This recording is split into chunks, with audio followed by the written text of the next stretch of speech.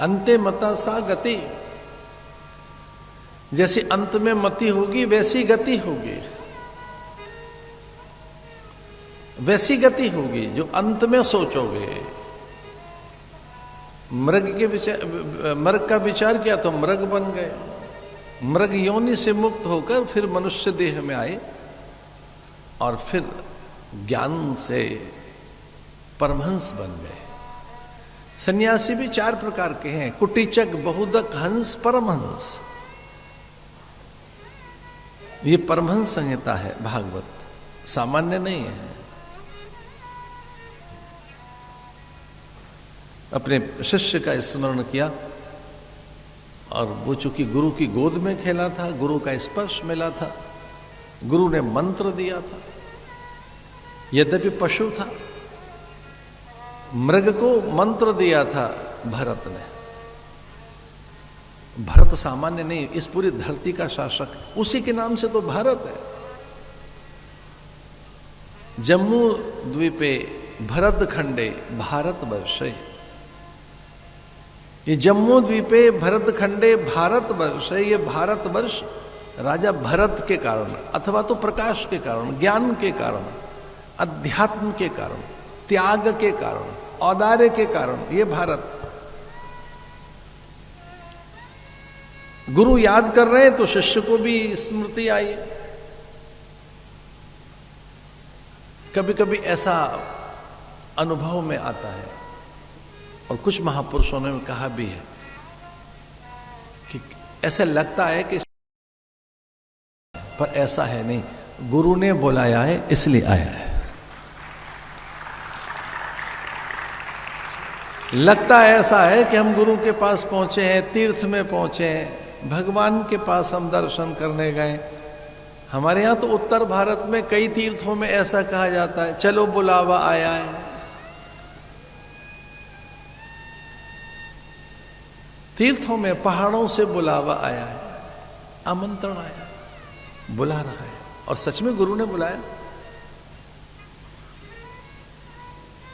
भरत को लगा जिसके कारण ये मैं, और वो बिल्कुल तुरिया तक पहुंच गया था।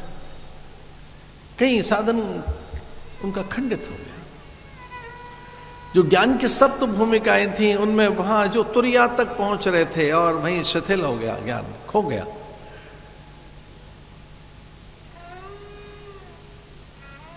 सुभिक्षा, सुविचारणा, तनुमानसा, सत्वापत्ति, ऐसे ये सप्त भूमिकाओं में तुरिया।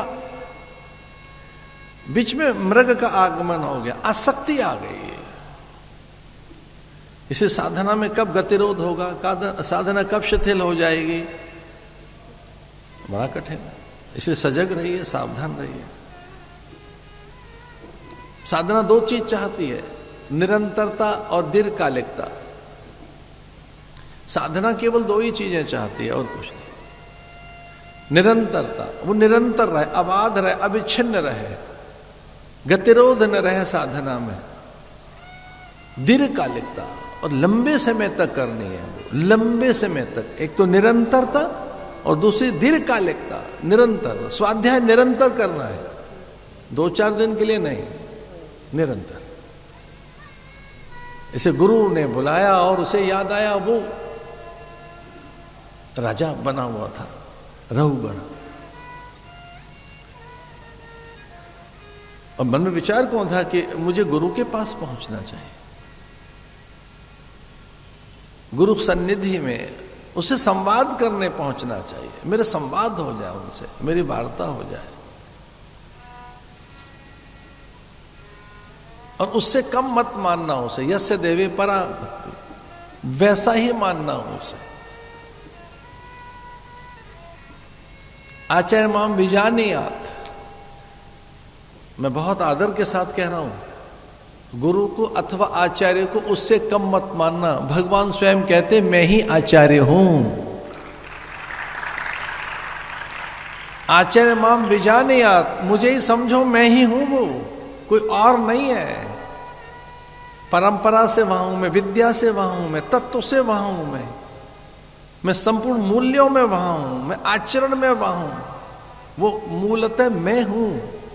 माम मैं हूं वहां, गुरु में आचार्य में मैं बैठा हूं, इससे कम मत मानना। ऐसी एक श्रद्धा लेकर, एक बड़ा विश्वास लेकर वो चला। क्योंकि पूर्व में पशु था, पशु तो हम सब रहे, इसलिए कभी कभी किसी पूर्व काल की स्मृति आ जाए तो पशुता भी आती है। पशु जैसा व्यवहार करने लगता है व्यक्ति, पंछी जैसा, जड़ जैसा। इसलिए वहां बैठ गया।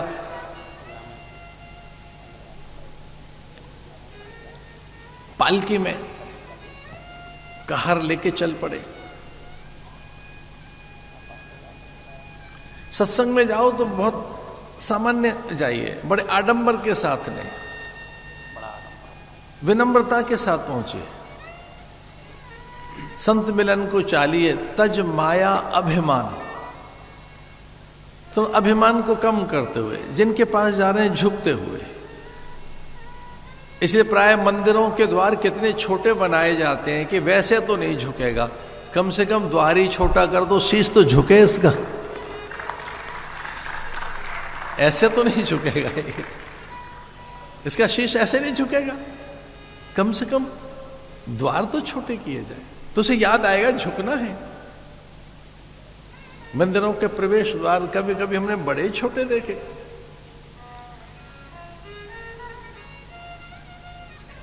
एक आधे स्थान पर तो सुरंग जैसी है कि लेट के जाना पड़ा।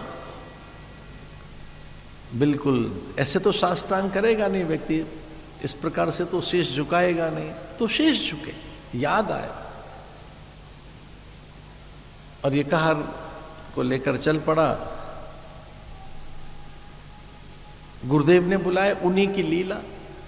एक कहार अस्वस्थ हो गया तो पालकी नहीं चल रही है, तो एक कहार और चाहिए, तो गुरु वहां तक पहुंच गए जहां पालकी में एक कहार की आवश्यकता थी, वहां तक पहुंच गए भरत।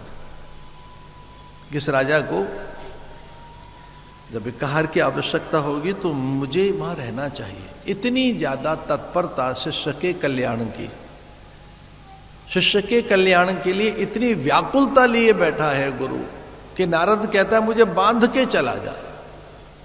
किसी एक व्यक्ति से कहा कि तू मुझे बांध कर चला जा, फिर पूछ कि तू दस्यु बना बैठा है तो ये जो पाप कर रहा है, इस पाप का फल क्या वो भी भोगेंगे? तू दस्यु है, लोगों को लूटता है। अपनी पत्नी से जाकर पूछ,